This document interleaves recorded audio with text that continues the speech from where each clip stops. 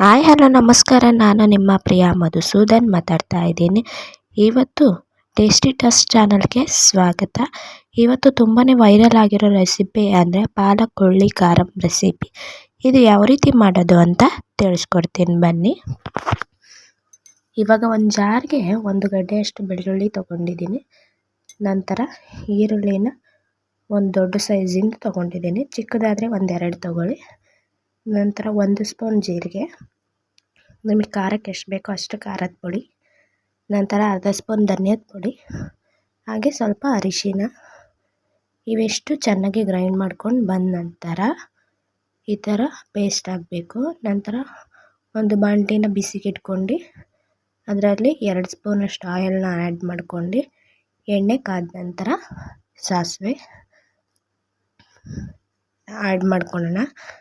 ಸಾಸಿವೆ ಚಟಪಟ ಅಂದಿದ ತಕ್ಷಣ ಜೀರಿಗೆನ ಆ್ಯಡ್ ಮಾಡ್ಕೊಂಡು ನಂತರ ಜೀರಿಗೆ ಫ್ರೈ ಆದ ನಂತರ ಕರಿಬೇವು ಮತ್ತು ಬೆಳ್ಳುಳ್ಳಿ ಮತ್ತು ಕರಿಬೇವನ್ನ ಆ್ಯಡ್ ಮಾಡ್ಕೊತಾ ಇದ್ದೀನಿ, ನೋಡ್ತಾ ಇರ್ಬೋದು. ಆನಂತರ 1 ಮೆಣಸಿನ್ಕಾಯಿ ಇದಿಷ್ಟು ಆ್ಯಡ್ ಮಾಡ್ಕೊಂಡು ಚೆನ್ನಾಗಿ ಫ್ರೈ ಮಾಡ್ಕೊಳ್ಳೋಣ. ಬ್ರೌನಿಷ್ ಕಲರ್ ಬರೋ ತನಕ ಫ್ರೈ ಆದ ನಂತರ ನಾನು ರುಬ್ಬಿಟ್ಟಿರ್ತೀವಲ್ಲ ಆ ಮಸಾಲಾನ ಆ್ಯಡ್ ಮಾಡ್ಕೋಬೇಕು. ಅದನ್ನು ಆ್ಯಡ್ ಮಾಡ್ಕೊಂಡು ಚೆನ್ನಾಗಿ ಹಸಿ ವಾಸನೆ ಹೋಗೋ ತನಕ ಎಣ್ಣೆಲೇ ಹುರ್ಕೋಬೇಕು.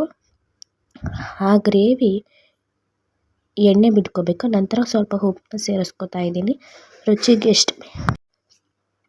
ನಂತರ ಈ ರೀತಿ ಎಣ್ಣೆ ಬಿಟ್ಟ ನಂತರ ನಾನು ಪಾಲಕ್ನ 1-2 ಸಲ ತೊಳ್ಕೊಂಡು ಈ ಥರ ಚಿಕ್ಕದಾಗಿ ಹೆಚ್ಚಿಟ್ಕೊಂಡಿದ್ದೀನಿ.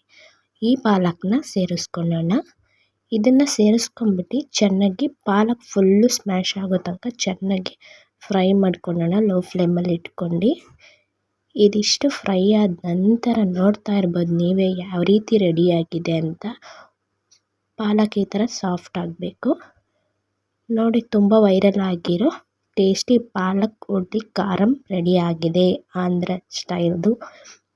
ಈ ಥರನೇ ವಿಡಿಯೋಸ್ ಬೇಕಾದರೆ ನನ್ನ ಚಾನಲ್ನ ಸಬ್ಸ್ಕ್ರೈಬ್ ಮಾಡೋದಂತೂ ಮರಿಬೇಡಿ. ಈ ವಿಡಿಯೋ ಏನಾದರೂ ಇಷ್ಟ ಆದರೆ ಲೈಕ್ ಮಾಡಿ, ಶೇರ್ ಮಾಡಿ, ಹಾಗೆ ಕಮೆಂಟ್ ಮಾಡೋದಂತೂ ಮರಿಬೇಡಿ. ರೈಸಲ್ಲಿ ನೋಡ್ತಾ ಇರ್ಬೋದು.